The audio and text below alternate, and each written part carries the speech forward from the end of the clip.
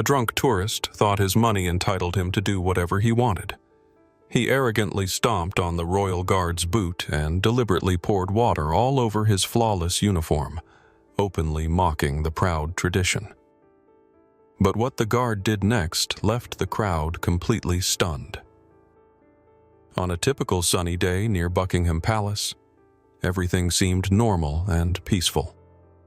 Tourists snapped photos by the famous gates, kids ran around their parents, and James, a royal guard, stood perfectly still like a statue, his face showing no emotion.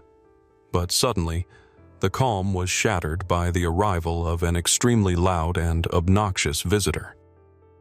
A hefty, clearly intoxicated tourist stumbled out of the crowd, laughing loudly and waving his arms around. He smelled so strongly of alcohol that people around him visibly cringed and stepped back. The drunk tourist wobbled through the square, shouting out, "Hey, people!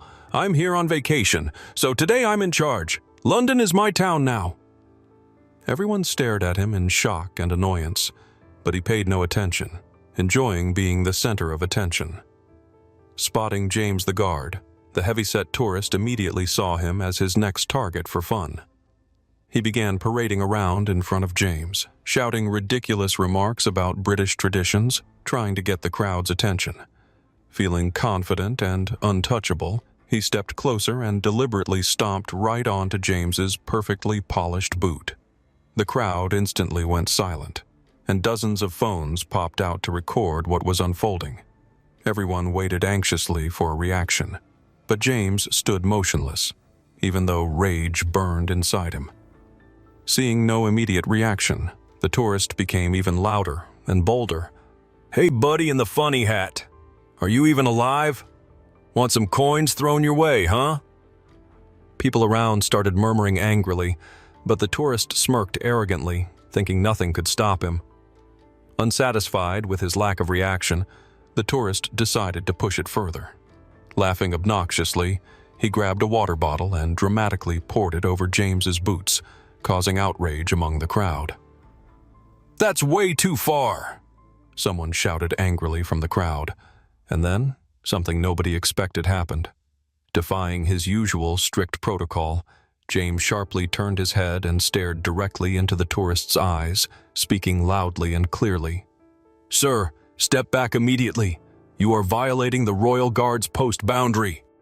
His voice was as sharp and sudden as a gunshot. The crowd exploded into cheers and applause. The tourist froze in disbelief, his face turning pale, his mouth hanging open. His bravado disappeared instantly, replaced by panic and embarrassment. The tourist mumbled something about his rights and money, but by now he'd completely lost any support from the audience. Two police officers quickly approached, called over by someone in the crowd. They firmly grabbed the tourist by his arms. He tried resisting and shouting protests, but the crowd's disdainful looks and outraged shouts made it clear he'd crossed the line. James calmly adjusted his uniform and returned to his proud, immovable stance as if nothing had happened. The crowd erupted once more into loud applause, expressing gratitude and respect. Many moved closer to show their support. This day became memorable for everyone present. The crowd realized how important it was to respect traditions and honor those who protect them. And the obnoxious tourist learned the hard way that even the patience of the most disciplined royal guard eventually reaches its limits.